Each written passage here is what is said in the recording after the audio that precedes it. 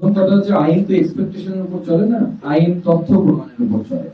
এবং আপনারা সবাই জানেন যে আরজিকর কাণ্ড প্রায় 4-5 দিন কলকাতা পুলিশের হাতে ছিল, এবং আজকে বর্তমান সিপিও এটা উল্লেখ করেছেন তার আলোচনায় যে আরজিকরে কি হয়েছিল আপনারা জানেন। আমাকেই উল্লেখ করে নির্দেশ করে বলেছিলেন স্যার তো ভালো মতো জানেন। মানে উনিও স্বীকার করে নিয়েছেন যে প্রচুর লোক যাওয়াতে আরজিকরের এভিডেন্সেস নিয়ে গন্ডগোল হয়েছিল।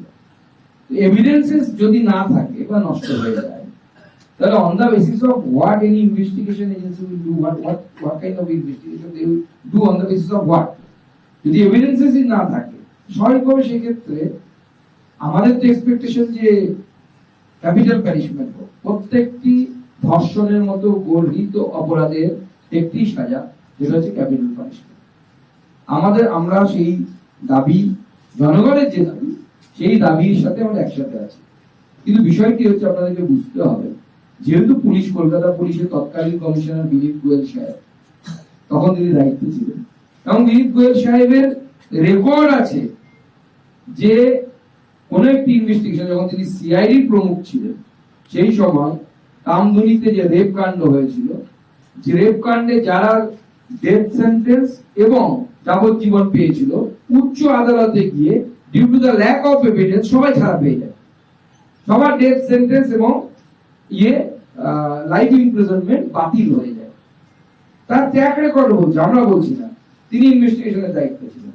সবাই পাবে, যদি আমার বিশ্বাস, যদি প্রথম থেকে ডে 1 থেকে এই কেস অর্থাৎ আরজিকর কেস যদি সিবিআই পেত, তাহলে আমরা এর পর অন্যরকম দেখতে পেতাম।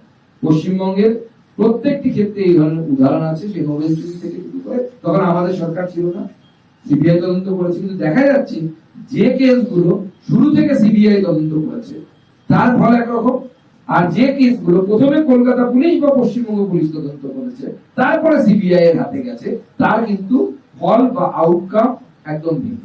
তাহলে আপনি মনে করছেন যে এই রিপোর্টের পরে সাজা ত্বরান্বিত হবে, মানে সুবিচার ত্বরান্বিত হবে, ইনভেস্টিগেশন করবে ক্ষেত্রে, কারণ পুলিশ ইনভেস্টিগেশন ঠিকঠাক, দেখুন পুলিশ ইনভেস্টিগেশন ঠিকঠাক করবে কি করবে না সেটা ফিউচার বলবে, কিন্তু এই মুহূর্তে যে তথ্য প্রমাণ বলছে পুলিশের বাঁচার কোনো বা বাইপাস করার কোনো জায়গা নেই।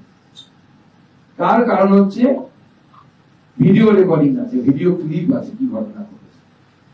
এবার এটাকে তো আপনি মিথ্যে প্রমাণ করতে পারবেন না, বা এটাকে আপনি আজ যদি মমতা বন্দ্যোপাধ্যায়ের সময় পিসি সরকারের পর উনি সব থেকে বড় ম্যাজিশিয়ান ভারতবর্ষে, এর থেকে বড় ম্যাজিশিয়ান তো নেই। দুদিন পর